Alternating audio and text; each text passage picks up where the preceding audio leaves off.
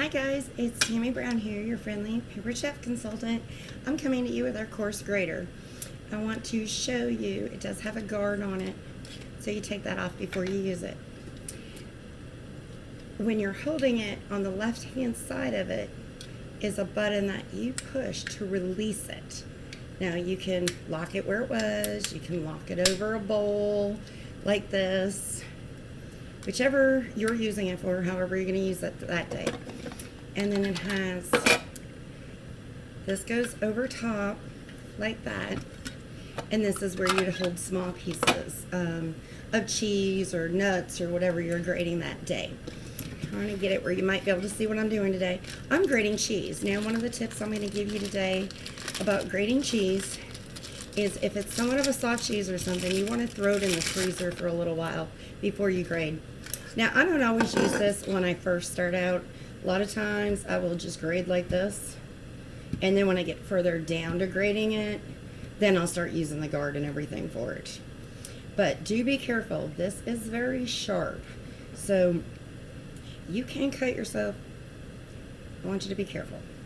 Now, another tip you could do is if you got butter in your refrigerator and you wanted to bake, or with a pie crust or something like that, you can take your butter out and you can grate it, and that is actually going to help it warm up quicker. It's perfect for making a pie crust too. And some recipes when you're baking actually calls for more like a crumbly butter is what you're looking for, some biscuits and stuff. So that's another way to do it. Now I'm just swapping it around the other side, and I'm going to show you all the cheese I've got. Now I want to give you a few tips about cheese. If you buy pre-shredded cheese from a store, it actually has a product called, which I don't remember the name of it, but it has a product in it that helps it not melt, not stick together. The real name, I can't remember the technical name for it, but the name most people know it as is sawdust. They honestly put sawdust in our cheeses, so it does not stick together. If you ever notice, it doesn't melt properly.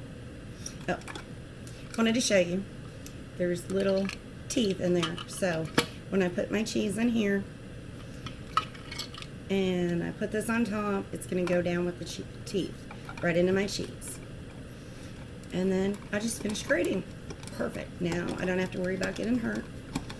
Even sometimes the kids will want to grate when you do it this way, and then you just keep pushing down from the top until you run out of your cheese.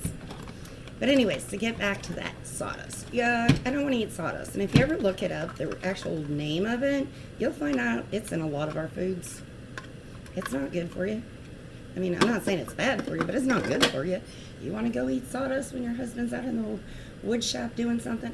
I don't want to eat it. But that's not a really neat thing. And if you ever notice when you use pre-shredded cheese and you're making pizza, like from scratch, or you're throwing more cheese on a store-bought pizza, it doesn't melt properly. And when you buy chunk cheese and then shred it, it's actually saving you money most of the time. So those are a few tips I wanted to give you today. And we do have a fine grater and a coarse grater, exactly the same except for the grating. You can use this for more than grating cheese. Have a great night. Bye-bye.